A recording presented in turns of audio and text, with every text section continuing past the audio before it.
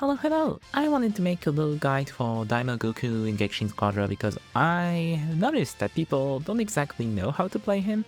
And to be honest, he's a little bit counterintuitive. He has a lot of stuff in his kit that you kind of need to read about to actually make the most of what he has. He's the kind of character that has a lot of tools but isn't exactly great at one specific thing. Instead, you have to kind of make do with having a lot of smaller things. Well, I'm going to start right away with is explaining the different components of his kit. First off is the passive. What this does is that over time, when you start being in battle, not when you start attacking, mind you, when you stay in battle, so you take or you deal damage, Goku will progressively upgrade his strike damage. Now, strike damage, or physical damage if you prefer, is more than just auto attack. If you look at his skills, you have either orange or blue borders. Orange borders means physical attacks, blue borders mean energy attacks, and if a skill has both, then it means that it has two kind of attacks, two kind of damage. So for Goku, that is mostly his auto attacks, his power pole skill, and his ult. Both the Ponzi and Gloriosus are considered energy. And if you attack a hero who has a higher level than you, then the time in which your damage build up is decreased. Now, how to know if you're at maximum power is you'll hear Goku play a voice line. I think he goes, "That's pretty cool," or something like that, or "You're pretty strong." And you have also an aura like around you. His auto attack, which also has a gradually upgrade thing. For this one, it's the range which gets stronger, and while the range of the auto attack gets cancelled, like the first second you start auto attacking, Goku's passive actually stays on for a little while, I'd say 2 to 3 seconds after you stop being in battle. So you can have time to reposition or use skills, unlike the auto attack which requires you to stay locked in. The auto attack is also Goku's main source of constant damage. You will be kiting a lot with that one, to be honest. Then you have his most awkward skill, Ponzi's Bomb. So how it works is that you will throw a bomb, and the further you send it, the more time you have until the explosion, and you can move the bomb with an auto attack. If you do that, then the bomb will either explode after a set distance or as soon as it hits an enemy. Otherwise, you can explode it by using your power pole skill or by using Glorious Lightning.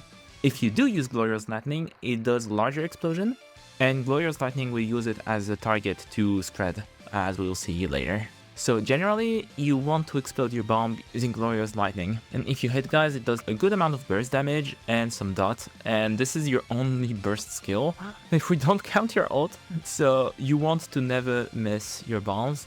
One of the advice I can use is that if you need to, stop auto-attacking once you set the bomb to not accidentally throw it in another direction. Of course, the better advice would be always position yourself in a way that actually gets you to throw the bombs at an enemy, but this is a general advice for Daima Goku. Your positioning is basically everything for this character. As for Glorio's skill, his skill is a lightning bolt that basically is a sure hit for the nearest enemy, or if there's a bomb, it hits the bomb, and it will spread to nearby enemies or bombs, and the more you do, the more you spread them, the more damage it does. So pretty straightforward as a skill. You want to use it regularly enough, but also watch its cooldown. So for example, if you just get Glorious Lightning back and you have a bomb in 2 seconds, I would recommend holding onto the lightning bolt so you can detonate the bomb with it. Now, Power Pole Dance is long, as you can see to the right. So what this does is that Goku will start sweeping the power pole around him, which deals damage, and deals more damage if the enemies are far away from you. And the thing is, this skill is actually a DPS lost in one do. It can be a DPS gain or neutral if you hit multiple skills. I haven't run the calcs yet, but you can do it in training mode if that's your fancy. But yeah, most of the time your auto attacks will deal more damage than this. The actual thing you want to use this skill for is for defense.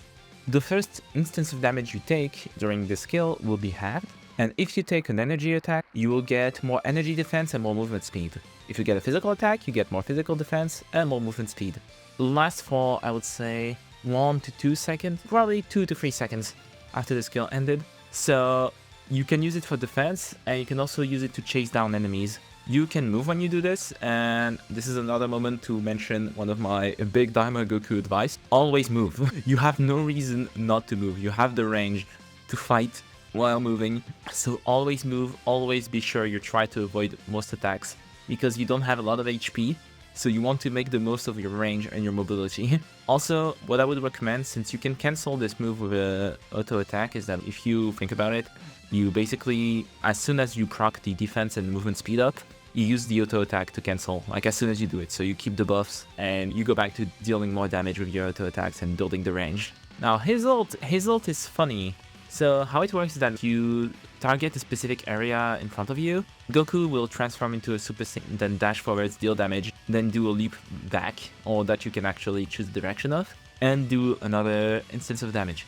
So how this works, when Goku transforms, until he dashes, you are immune to every damage, and the damage that you would have taken is registered. So you do then damage, it's physical damage, so it improves if you have built the passive, and indeed you would. I would advise you to use that after you've built the passive for more damage. Then, once Goku has done his initial flurry of attacks, you can choose a direction, and Goku will do an AoE around him. The more damage you took while you were invincible, the harder that last hit will hit. Also, the further you've traveled using your dash, so the farther away you've used that skill from, the bigger the AoE will be around you, and the bigger that leap back will be. So I would recommend you use it from a certain distance. Also, another great time to add another Daima Goku advice. You are a mid-range character. You are not a melee character. Use that. Always stay far away that you can actually kite the enemies, but close enough that you can hit them. It's a whole process knowing the range at which you're effective and when you can dip in, dip out, but at least be mindful of it, and I think you'll do well enough. When it comes to the build, so I'll talk about the matchups more specifically later. I'll tell you two things. If you have heroes that can force you out of position, or that can burst you down before you do your passive, etc., these are bad matchups for Goku. Ideally, you want to go against ranged characters that have to use skill shots to hit you, or tanks that can't really displace you as much, like Caulifla or Zamasu. You are also the strongest, in my opinion, in the mid game. Early game is kind of wonky, you can get an early advantage, or you can start being put to the ground, depending on who you're fighting and your own performance, of course. But I would say mid game is when Daima Goku feels stronger than most of the other DPSs, while late game you kind of suck because I think the super skills, and by that I mean the super level skills you have, aren't really as strong as some others out there. SSG Goku is kind of my benchmark for this, and his skills are way better. Even support characters or tanks have better super level skills than you, in my opinion. So the build I run is, first card I take Super Snowball, or otherwise I take Lightning Step, specifically if I know I'm gonna die. How do I know I'm gonna die? If the enemy team has Cooler, Android 18, Hit, or Trunks. Those are the enemy characters that will kill you. This is a promise to you. they will murder you. So Super Snowball isn't really useful. It's kind of a dead card against, and I would recommend not picking it. Even if you don't want to use Lightning Step, pick something else, basically. Then I take Giant Slayer, and why do I do that? It's because Prepare to Die isn't as worth it to me on Daima Goku, because you will start racking up damage when the enemies are high HP, and by the time they're under half HP, which is when Prepare to Die would proc, your damage should be high enough that you can finish them, basically fast enough, you know? Because you've built what we're gonna pick up third, which is Wicked Warrior, spoiler alert, and because you have your passive, and because you can finish them with your bombs. Normally when you fight you use your bomb first to do burst damage, then you auto attack, and then you use your bomb again when it comes back. Prepare to Die would not benefit from what I do like about it, which is the upgraded damage if the enemy stays alive 2 seconds after Prepare to Die started to proc. So I think Giant Slayer is more useful over time because it helps you kind of mitigate your lack of damage when you haven't built your passive yet. Wicked Warrior is bonus damage on your auto attacks, and I don't need to explain that you will use your auto attacks a lot with this character. He's very auto attack based, so it's worth picking it. When it comes to the support character, I use Nail a lot because Nail also helps you kind of deal more damage consistently, because again, you always do auto attacks, and so he will always be attacking, technically. Wow. And he also helps you kind of mitigate your lack of damage early on in fights. So before you fight, just pop Nail and start blasting. You can use both times, specifically if you're bad at positioning and often need bailouts. I don't really recommend it because I think he would push them out of the zone. I've never really tried. I don't really recommend it, but I can see it if you're like in despair, basically. So yeah, Goku Daima, engage fights by starting with the bombs, detonate the bomb with Glorious Lightning, start auto-attacking, ramp up your damage, make sure to use your dodge step a lot to reposition yourself or dodge enemies. You can, technically, what I recommend basically, is that positioning yourself on the enemy's flank, you kind of want to be playing with the tank for this character, but you can do it to the support if they're aggressive enough. You want to kind of be on their flank, on their rear, and have to make them choose between hitting you or hitting your friend. If they start hitting you, then use your power pole skill to tank while you're still building up your damage. And again, use the added movement speed from this to avoid attacks. Avoid attacks, move when you auto-attack, move when you use your skills. You have mobility, use it, damn it. And technically, after a while, your build should kind of work on its own and you should have the damage to actually duel enemies. If you start getting desperate, your ultimate is a great way to do multiple kills or a revenge double kill. Basically, those are the two uses. You can really destroy someone that's 60 to 70% HP once it's built. You can even do some serious damage on tanks if they start hitting you during the wind-up. If you travel far enough, it has a wide AoE, so you can kind of try and reap multiple kills. But most of the times, you might find yourself in a situation where you know someone for sure is gonna kill you. So you use your ultimate to survive one of their skills, and you kill them, but you die afterwards. Which is fine enough depending on who you take out, but it's also the less optimal usage of your ult. Now let's talk about matchup, because all this is all well and good, but it's kind of generic advice. I'm gonna talk about a few notable matchups, and the first one I want to talk about is Cooler. Cooler makes me regret picking Daima Goku, basically. He's good at resisting the damage, taking you out before you take him out, and he can basically stop you from kiting him, because he has a lot of slowdowns in his kit, and he has his little grab also, and can drag you out. So he can force you to reset your range, which is bad, and he can make you stop actually dodging attacks with your movement, which is even worse. And he's a tank, so he's harder to take out for Daima Goku, especially if you have to reset your passive ability. Also, Cooler's counter, so if you don't know, Cooler basically, when he uses skills, gets invincible for a little frame, and if you hit him while he's like that, he does more damage, upgrades his skills, etc. You will always trigger that, because between your bomb, which has a damage over time, and your constant auto-attacking, you will always trigger his counter, and that makes the matchup really awful. In general, tanks are so-and-so. As I've said, Caulifla you can kind of take. Zamasu and Baby you can take, even if it's not a good idea in this game in general to take a tank on your own. But you can kind of do it. Cell, I'm not sure. I would say no, especially if he ults you. If you're in the arena, you basically have to hold him back or you're done. And Vegeta is also a bad idea. Vegeta specifically can force you out of your positioning pretty strongly with his pull-in. But aside from his pull-in and his ult, he's less of a constant problem than Cooler is. Cooler is a problem for you on every single one of his skills, basically. Then we have the Burst Heroes categories of matchups. So, as I said before, Andre Daichi and Trunks hit. They are some of the highest burst damage in the game, and they have either the mobility or in Hit's case, they have the stealth mechanics to get to you. And so, officially, those are no-no matchups. Your ultimate is kind of your only defense against their burst. Your power pole dance will not protect you. I've tried, okay? It will reduce the damage, but they have enough burst to kind of break through it. So you will find yourself weighing in a lot of times, do I accept the death or do I use my ult to counter even though like it has a long cooldown? I will say this, remember your ult cooldown is long, but if you die at the wrong time in the game, your team loses. So, you know, take that into account as you make your decisions. Do not make their job easier. Do not get close to them. Do not get out of position. You will get snowballed. If they start hitting you early, they will kill you and you will kind of never be able to catch up. Then you have the melee DPSs, which is basically SSJ, Goku, and Deborah.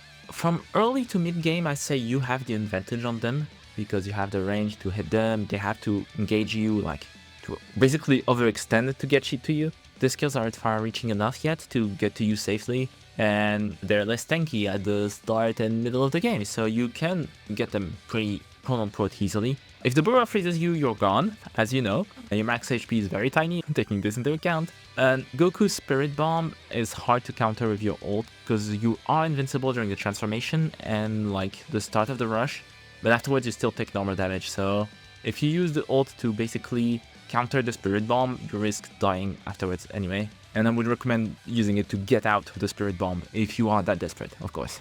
Otherwise, move and use your dodge step as you should. I would say level 5 to level 8 or 9 is basically your comfort range on this matchup.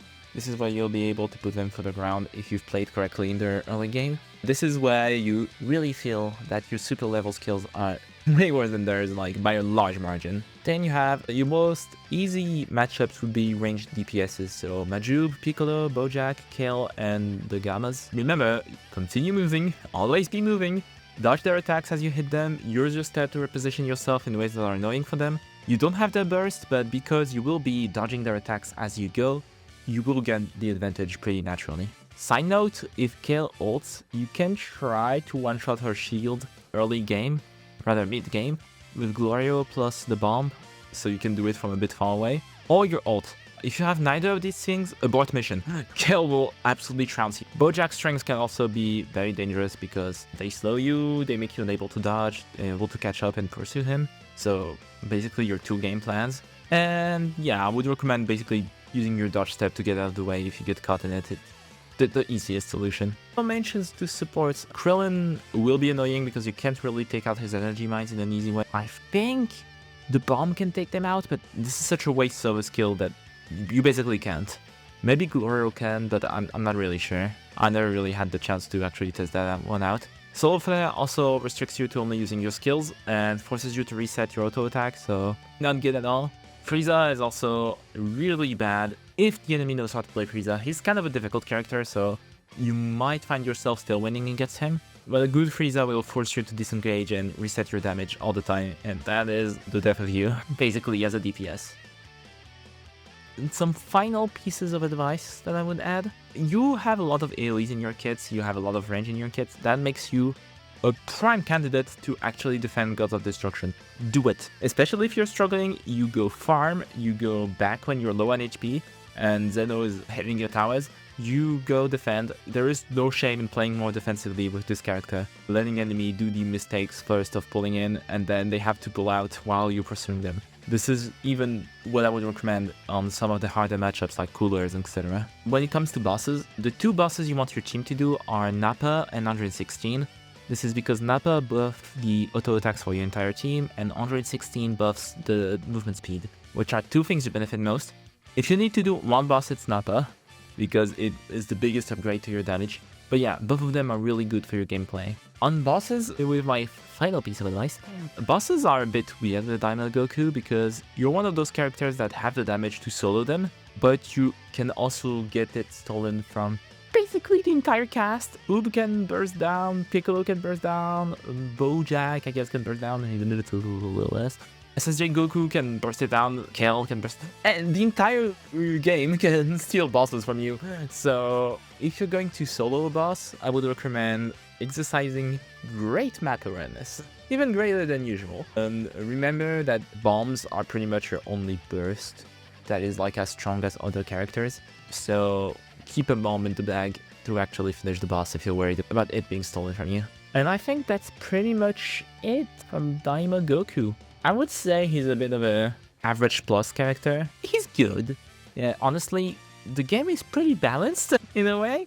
I don't feel like it matters too much. Being the worst DPS doesn't mean you can't fight them, but power creep is gonna happen. So, you know, your starting position now will basically dictate how much we get power creep. And Goku is, I mean, it's gonna be interesting to see how he fares out in the long run. That's it for today. Bye-bye.